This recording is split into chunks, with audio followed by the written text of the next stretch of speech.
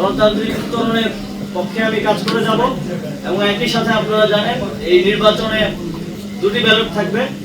এখানে আমি মনে করি যে আপনারা একটি ব্যালটে এমপি নির্বাচন করবেন, সরকার নির্বাচন করবেন। সেই সরকার এবং এমপি থাকবে 5 বছর। তারা তাদের কমিটমেন্ট রাখবে কি রাখবে না সেটা আমরা জানি না।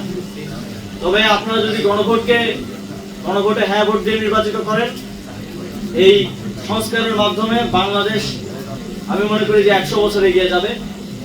এবং একই সাথে আমি আমার যে দায়িত্ব পেয়েছি দলের পক্ষ থেকে, একই সাথে আমার সহযোদ্ধাদেরকে নির্বাচিত করার জন্য আমি সর্বোচ্চ চেষ্টা করব এবং একই সাথে গণভোটে হ্যাঁ ভোটকে জয়যুক্ত করার জন্য জাতীয় নাগরিক পার্টির পক্ষ থেকে আমরা আমাদের সর্বোচ্চ চেষ্টা করে যাব।